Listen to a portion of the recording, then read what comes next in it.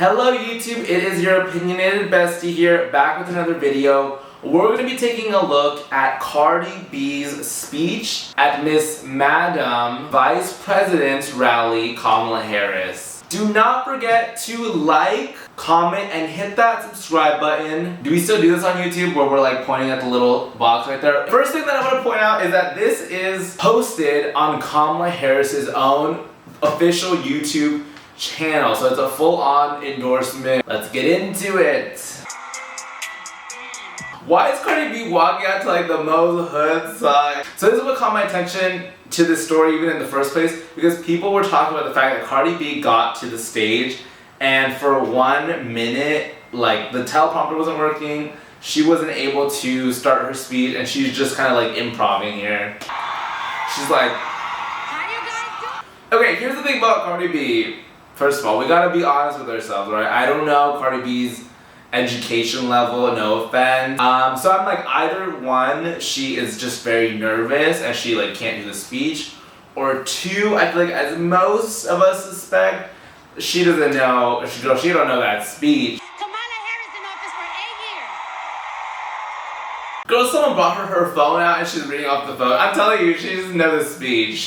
I feel like she probably wrote it and she's like, okay, I want to say this, I want to say this. And then somebody took it away and was like, alright, this is what you're about to say up there, okay? The Kamala Harris camp, they were on that, right? No offense. And this is the thing about celebrities, okay? And I hope that people take this to heart. I don't think celebrities have to talk about politics. It is not anybody's place. If you want to speak on that on your platform, speak on it. That's okay. You do you. Most people, and this goes with like politics, with elections, most people vote based off of feeling. Like most people don't research the candidates, they don't research propositions, and that's like kind of no fault to those people. I don't think it's a hard requirement that you have to. Of course, it's super important that people are informed, but most people aren't. Most people don't have the time for it.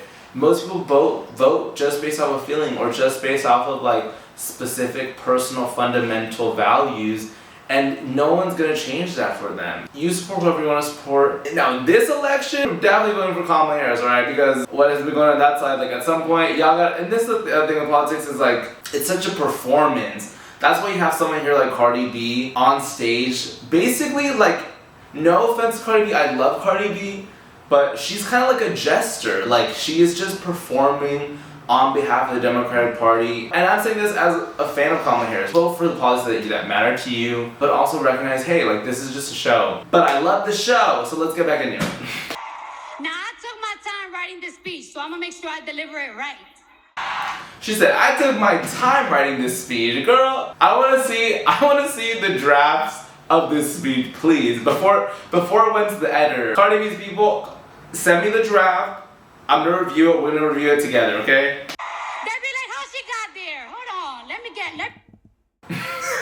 I just love her ad-libbing in this too. Whoever wrote the speech, she's like, I will sell the speech, okay? Don't you worry about that. I will be selling it. I believe in every word that comes out of her mouth.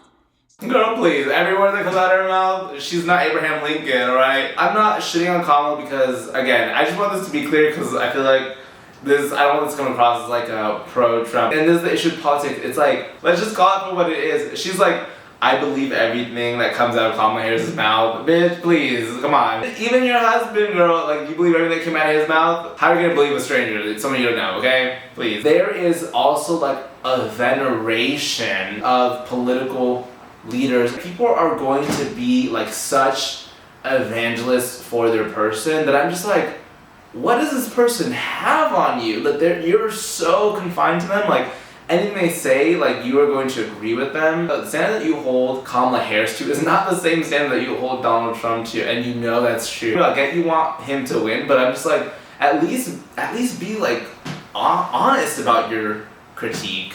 When a mother's going through postpartum, he's not there to hold her hand. When a child is in foster care, they're not there. I like that part. I feel like she actually probably did write that or knows firsthand experiences of that, because I feel like that rolled really natural for her. I actually really like that part.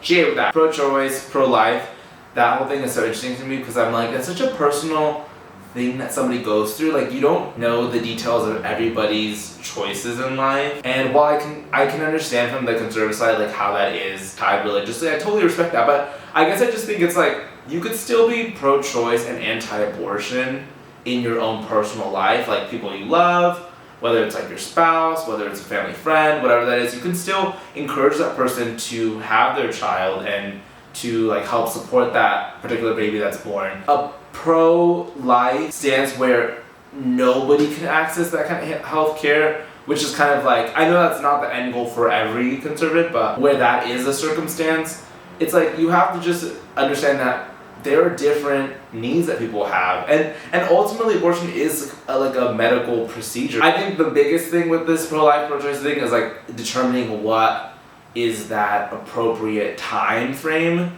I do think that it's important to have a time frame. I just don't know what that is. I'm not scientifically versed. Our economy and cutting taxes for his billionaire friends. I don't even get a tax cut. That's the thing about Trump and economy and tariffs too, that I'm like, where did this become even an idea? Basically, the tariff idea is to increase production in American economy by obviously increasing tariffs to imported goods, so that way like American companies will be prioritized. But also it's just like anything, it's like, even if you work at a McDonald's, okay, you know that your job at the McDonald's is to cook the food and take money from the customer, okay? Your job is not to make the actual food. Your job is not to make the cleaning supplies for the kitchen and the bathroom. Your job is not to build the building.